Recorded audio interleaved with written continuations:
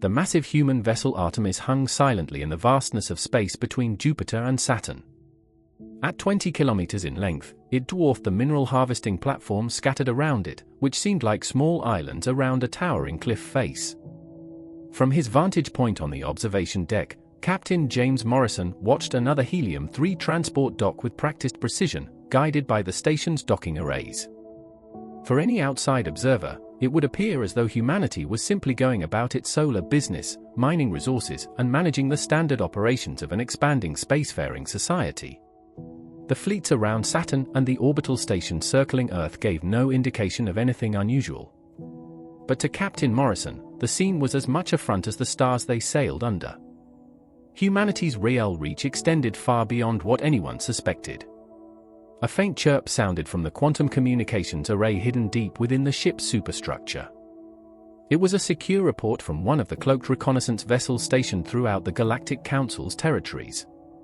The human surveillance network was extensive, each stealth drone designed to record every diplomatic move, technological development, and potential threat. Another report from the Council's latest session, Morrison murmured, a sly grin forming. For decades, the Council had toyed with the idea of officially discovering humanity, debating on how to handle a civilization on the brink of faster-than-light, FTL, travel. They remained blissfully unaware that humanity had been observing their civilization for over 50 years, gathering intelligence while concealing their advancements. His XO, Commander Thomas Chen, approached with a data pad. "The Centauri Defense Fleet just completed their weapons trials, sir," Chen reported. "All systems nominal." Morrison gave a satisfied nod, never taking his eyes off the view of the transport ship as it slipped into the docking bay. "Good," he replied. "Let's hope we never have to use them." Council Chamber, Galactic Core, 2 years later. The Galactic Council's central chamber was a marvel of architecture and technology, stretching upward in golden spires and bathed in the hues of exotic luminescent minerals. High Counselor Zextara, a slender figure draped in the regal blue and silver robes of the Arcanian Confederation, adjusted her ceremonial garb as she prepared to address the assembly. She scanned the crowd, a gathering of over 300 species, each representative embodying millennia of advanced development. Honored representatives, she began, her voice softened through a universal translator that echoed across the hall. "We have observed concerning developments with the species designated as humans in System SOL-3. A slight murmur rose from the delegates. "Our intelligence indicates they are nearing mastery of fusion technology and have a formidable orbital infrastructure. Though they lack FTL capabilities, their rapid progress may demand the application of first contact protocols within the coming decade." The Arcanian representative, a cautious and conservative species, raised an appendage. "Are you certain their FTL capabilities are still theoretical?" "Confirmed, for now," Zextara replied. "But projections indicate they are close. And their militaristic posture, fueled by their historical predisposition toward conflict, raises questions about our future interactions with them." In the shadows above, a cloaked human reconnaissance drone recorded every word. Its technology defied the Council's understanding of stealth, transmitting data instantaneously to Earth's Terran Defense Command. In a complex buried beneath the Rocky Mountains, Admiral Marcus Reynolds studied the Council's deliberations from a secure conference room, the Council's transmission displaying on a holographic array in the center of the room. Around him sat his senior staff, each member a seasoned veteran, trained not only in the latest military tactics but also in galactic sociology and xenodiplomacy. "Still thinking of us as a budding species," Colonel Sarah Chen commented, amused. The Arcanian scout that drifted within a light year of Nueva Santiago colony last week detected nothing. Reynolds nodded, a small smile forming on his lips. Humanity had learned and adapted from every civilization they'd studied.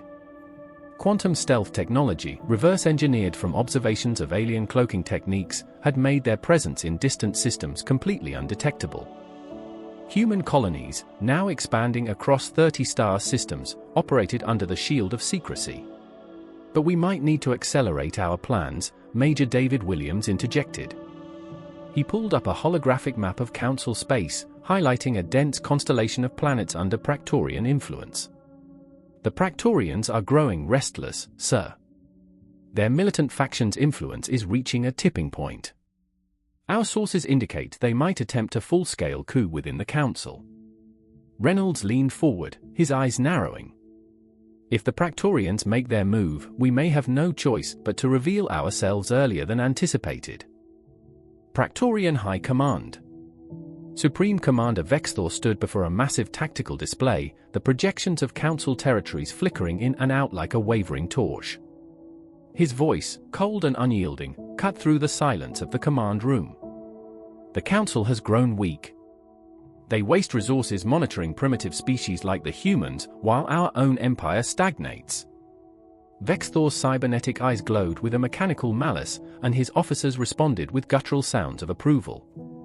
To the Praetorians, conquest was not just survival, it was their destiny. Their warships, fitted with the most advanced biomechanical technology, were a testament to their superiority over the so-called peace-loving races.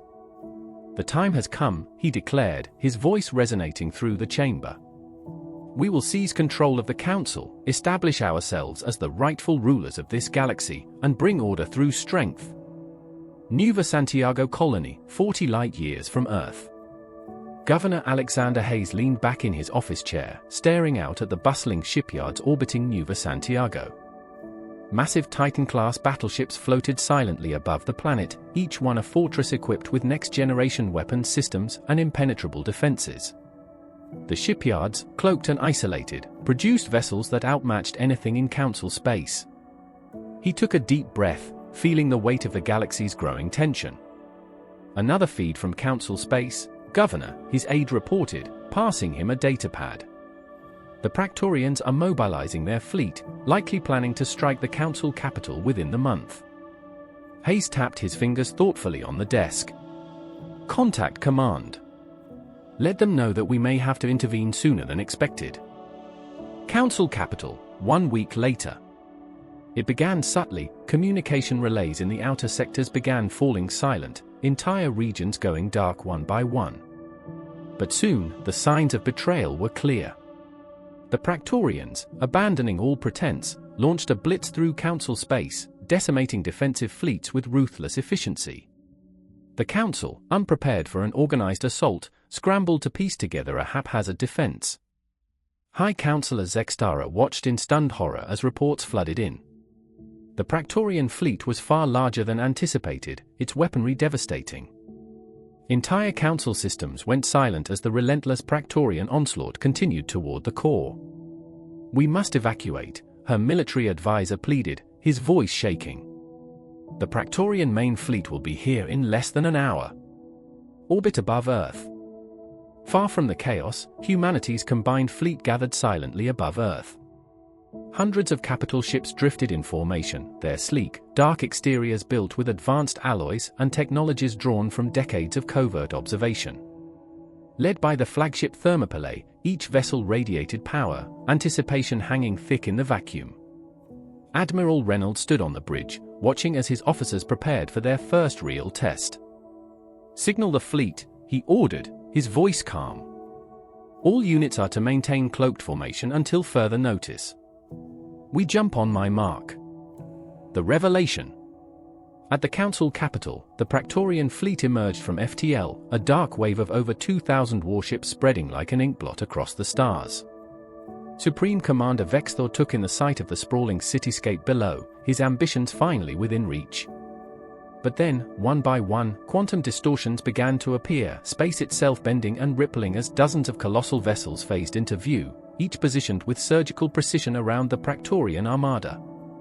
The council defenders watched, stunned, as massive human ships, vessels beyond anything they had ever conceived, materialized in perfect formation. A broadcast cut through the channels, broadcasting to all frequencies in flawless council standard, "Attention, Praetorian Fleet. This is Admiral Marcus Reynolds of the Terran Defense Force. You are ordered to stand down immediately." Vexthor sneered at the communication. "Fire on these primitives. Destroy them." The Praetorian fleet opened fire, unleashing plasma beams, energy torpedoes, and laser barrages.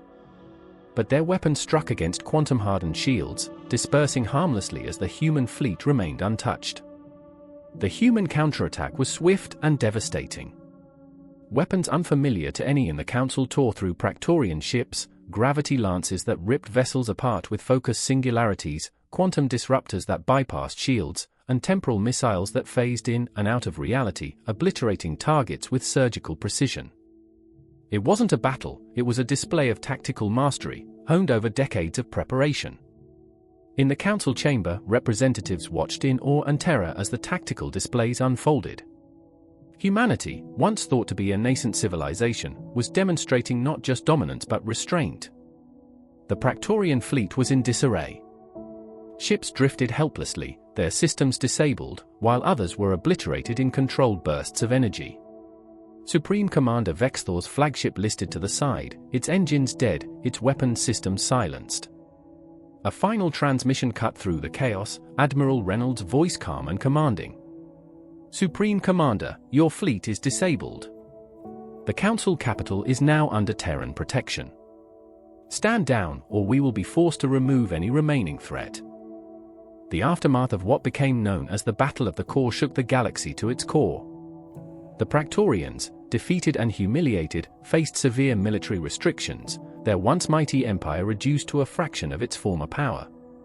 For the first time in galactic history, the Council faced a species not only more advanced but vastly more prepared.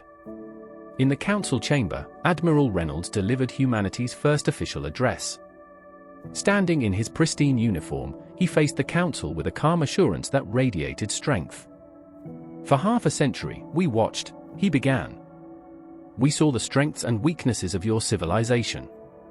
We come now not as subjects seeking entry, but as allies.